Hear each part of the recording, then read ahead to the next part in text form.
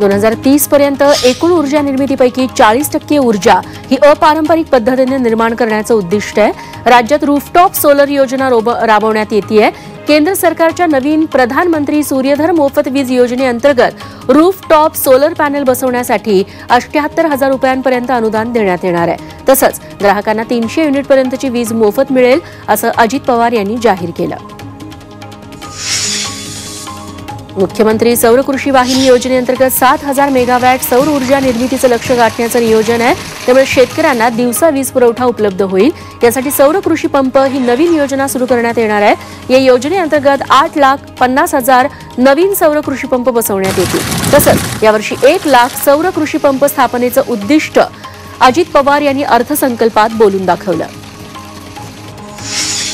राज्याचे एकात्मिक आणि शाश्वत वस्त्रोद्योग धोरण 2023 जाहिर करण्यात आल्याचं अजित पवार। अमृत नोनी आर्थो प्लस ये एक प्रूवन फॉर्मूला है। इसमें मौजूद नोनी फल के गुण और आयुर्वेदिक जड़ी बूटियां शरीर को जरूरी पोषक तत्व देने के साथ साथ हड्डियों और जोड़ों के घिसने, उनमें होने वाले सूजन और दर्द को रोकने में मदद करता है। दर्द मुक्त जीवन के लिए अमृत नोनी आर्थो प्लस यांनी विधिमंडळात सांगितलं। तर या धोरणाअंतर्गत पहिल्याच अंत्योदय शिधापत्रिकेवर सार्वजनिक वितरण प्रणालीद्वारे एका कुटुंबाला 1 साडी मोफत वाटप करण्यात येणार असल्याची माहिती त्यांनी सभागृहात दिली। कल्याण डोंबिवली महापालिकेचा 3,182 कोटींचा अर्थसंकल्प सादर झाला।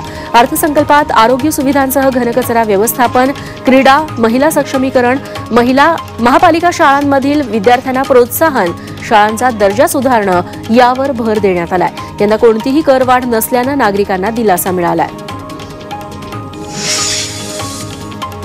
कोल्हापूर सांगलीत दर पावसाळ्यात पूर येतो। यात अनेक संसार उद्ध्वस्त होतात। अशा प्रकारच्या घटना रोखण्यासाठी 2,300 कोटी रुपयांची कामं केली जाणार आहेत अशी माहिती अजित पवार यांनी अर्थसंकल्प सादर करताना दिली।